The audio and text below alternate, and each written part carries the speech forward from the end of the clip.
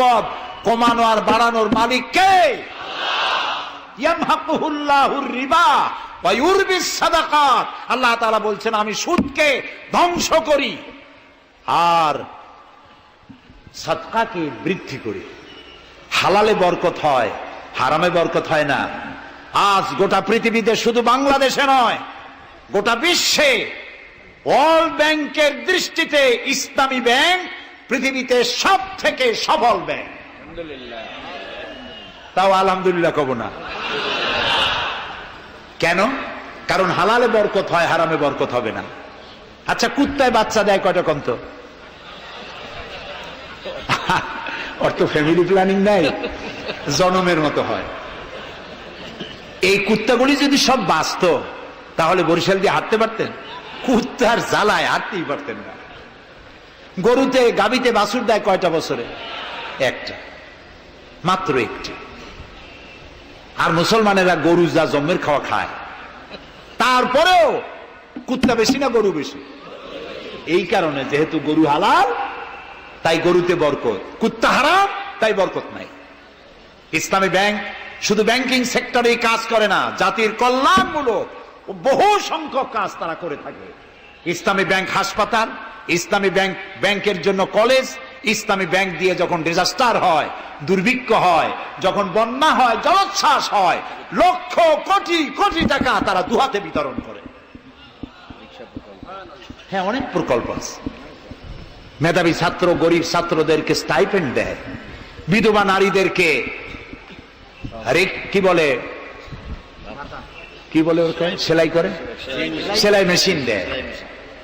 যাকাত, আরেকটু বলি, আপনারা বিরক্ত হন না তো? যাকাত আমরা কি করি? বছরে একদিন শাড়ি আর লুঙ্গি কিনে প্রদর্শন করি, এক্সিবিশন। অমুক সাহেব যাকাত দেবেন, আপনারা আসবেন।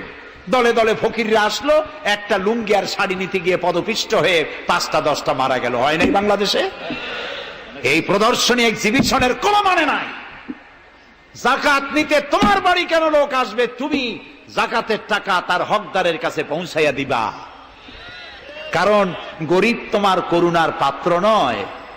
অফি আমওয়ালিহিম হাক্কুল লিসাইলি ওয়াল মাহরুম।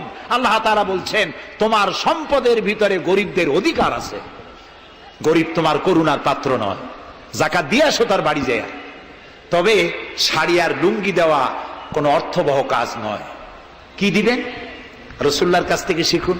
ওই যে একজন আসলো, ভিক্ষা চাইলো, বলল তোমার কি কিছু নাই? বলল আছে।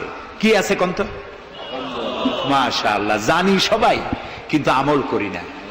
দুনিয়ায় যত ভালো কথা সব বলা হয়ে গেছে, বাকি আছে শুধু পালন করা।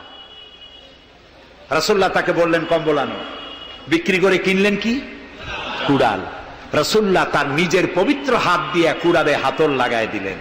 বললেন যাও জঙ্গলে কাঠ কাটো, বাজারে বিক্রি করো, ভিক্ষা কোনোদিন আর করবা না। 1 বছর পর, হাদিস শুনুন, 1 বছর পর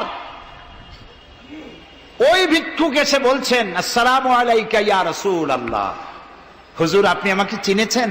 আমি সেই ভিক্ষুক যে ভিক্ষা নিতে এসেছিলাম। আপনি আমাকে ভিক্ষা না দিয়ে কুড়াল দিয়েছিলেন। কুড়াল দিয়া কাঠ কাটিয়া বাজারে বিক্রি করে আমার কাছে এখন যাকাত দেওয়ার মতো অর্থ জমা হয়ে গেছে। এটার নাম ইসলাম। শুধু নামাজ রোজা জিকির আজগারের জন্য শুধু নয়, নামাজ রোজা জিকির আজগার তো করব, কিন্তু আমার মানুষকে দারিদ্র বিমোচন করতে হবে। সুতরাং যাকাতের টাকা দিয়ে একটা শিক্ষিত বেকার যুবককে একটা কম্পিউটার কিনে দেন, একটা বিধবা মহিলাকে একটা সেলাই মেশিন কিনে দেন। তার সতীত্ব সে বাঁচাতে পারবে। ক্ষুধার জ্বালায় মানুষ যখন অসহনীয় পর্যায়ে চলে যায়, তখন সে দেহ ব্যবসার মতো নিকৃষ্ট পর্যায়েও চলে যায়। এজন্য ধনীরা দায়ী হবে আল্লাহর কাছে। কচু গাছ কাটতে কাটতেই মানুষ খুন করে। একটা এতিম বাচ্চা ক্ষুধার জ্বালায় ঘুরতেছে, ওই বাচ্চাটি আপনি তাকে একটু আদর করেন, ওরে আপনি একটা চীনাবাদামের বাক্স কিনে দেন 50 টাকা 100 টাকা দিয়া, কিছু চীনাবাদামের